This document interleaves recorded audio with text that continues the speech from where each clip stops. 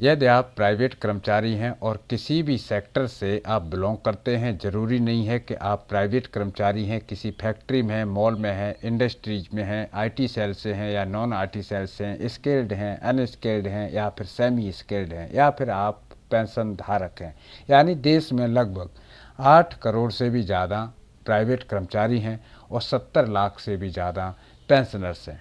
आज के वीडियो में इन दोनों के लिए बड़ी अपडेट लेके आया हूँ।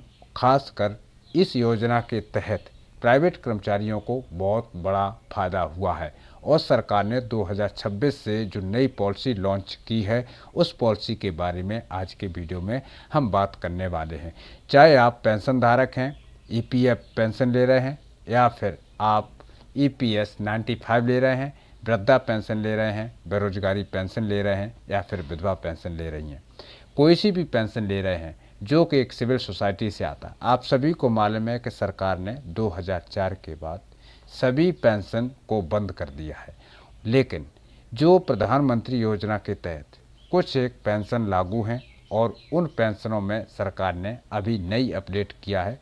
उस अपडेट के बारे में आज के वीडियो में जानेंगे। वीडियो में आगे बढ़ने से पहले आप सभी भाइयों से, पेंशन धारकों से, प्राइवेट कर्मचारियों से मेरी छोटी सी अपील है, यदि आप चैनल पर पहली बार विजिट कर रहे हैं तो चैनल को ज़रूर सब्सक्राइब कर लें, क्योंकि प्राइवेट एम्प्लॉयर और पेंशन धारकों से जुड़ी बड़ी अपडेट हमारे चैनल के माध्यम से देखने के लिए समय समय पर मिलती रहती है। और इस वीडियो को ज़्यादा से ज़्यादा लोगों में अभी शेयर करें ताकि ये जानकारी उन लोगों तक भी पहुंच सके।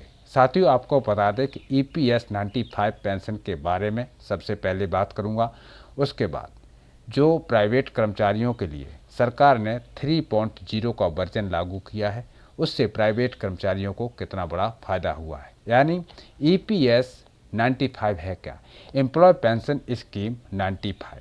ये 1995 में प्रधानमंत्री योजना के तहत ये स्कीम लागू किया गया था और अभी वर्तमान की अगर बात करूं तो 1000 रुपये पर महीना ईपीएस की तरफ से पेंशनर को मिलते हैं, लेकिन अभी इस पर जो मांग चल रही है वह चल रही है कि 7500 रुपये प्रति महीना होना चाहिए। आज की महंगाई को देखते हुए 1000 रुपये कर्मचारी के लिए कुछ नहीं है, यानी 1000 रुपये से एक दिन की सब्जी भी नहीं आती है, फिर 1000 रुपये की पेंशन किस बात की।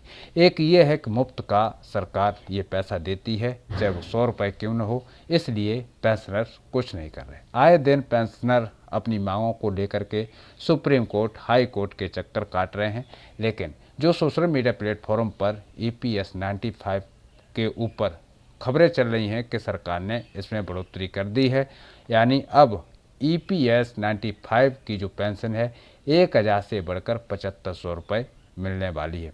तो सरकार की तरफ से ऑफिशियल वेबसाइट पर ऐसा कोई भी नोटिफिकेशन जारी नहीं हुआ है, लेकिन प्राइवेट कर्मचारियों के लिए अभी तक जो सबसे बड़ी खुशखबरी है वो ये है कि सरकार ने 3.0 का वर्जन लागू किया है और इस 3.0 के वर्जन के हिसाब से प्राइवेट कर्मचारियों को बड़ा फ़ायदा हुआ है।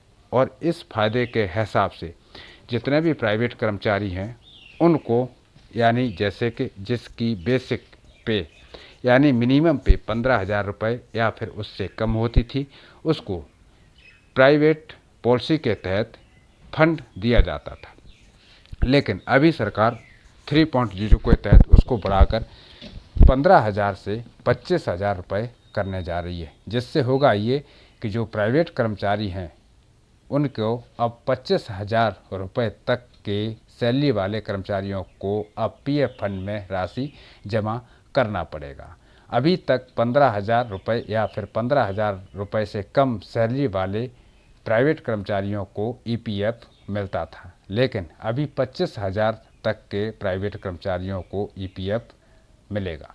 तो ये पॉलिसी के तहत बहुत सारे कर्मचारियों को फ़ायदा होगा, क्योंकि ईपीएफ की तरफ से अगर 12% खुद का पैसा कटता है तो 12% कंपनी भी पेड करती है। तो ऐसे कुल मिलाकर के जो एम्प्लॉय है उसको 24% का प्रॉफिट होता है, क्योंकि उसके खाते से 12% ही जाता है, बाकी का 12% सरकार के खाते से आता है। इस पॉलिसी के तहत प्राइवेट कर्मचारियों को भी फ़ायदा होने वाला है। अभी अगर ईपीएफओ की बात करूं तो ईपीएफओ से भी पेंशन धारकों को ईएसआई लेना बहुत ज़रूरी है, तभी आप ईपीएफ पेंशन ले पाएंगे। प्राइवेट कर्मचारियों की अगर बात करूं तो आज के समय जैसे कि 8वें वेतन आयोग का दौर चल रहा है, ऐसे में प्राइवेट कर्मचारियों को भी इंतज़ार रहता है कि हमारी भी सैलरी में बढ़ोतरी हो, और हर कर्मचारी सोचता है कि आखिरकार हमारी सैलरी कब बढ़ेगी। लेकिन हर साल अप्रैल और मार्च के महीने में प्राइवेट कर्मचारियों की सैलरी की काउंसलिंग होती है, यानी गणना होती है, जिसमें मिनिमम वेजेस का चार्ट तैयार किया जाता है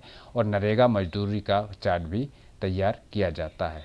और प्राइवेट कर्मचारियों के बजाय सरकारी कर्मचारियों की अगर बात करूं तो 10 साल में एक बार सरकार ने जो 2026 में 3.0 का वर्जन लागू किया है, जिससे पेंशनर को भी फ़ायदा होगा और प्राइवेट एम्प्लॉयर को भी फ़ायदा होगा। इस वीडियो में फ़िलहाल इतना ही है। अगर आपकी पेंशन में कोई रुकावट आ रही है, या फिर आपको पेंशन नहीं मिल रही है, या आपकी पेंशन रुक जाती है समय समय पर, या फिर आपका पेंशन रजिस्ट्रेशन नहीं हो सकता है, या फिर आप प्रधानमंत्री योजना का कोई लाभ लेना चाहते हैं, तो आप हमें विद नेम का कमेंट करें, हम आपका पूरा हेल्प करेंगे। फिलहाल इस वीडियो में इतना ही। इसी के साथ लेता हूं आप सभी पेंशनधारक और प्राइवेट कर्मचारियों से अनुमति। मिलता हूं नेक्स्ट वीडियो में नेक्स्ट टॉपिक के साथ। तब तक के लिए सभी को जय हिंद, जय भारत, वंदे मातरम।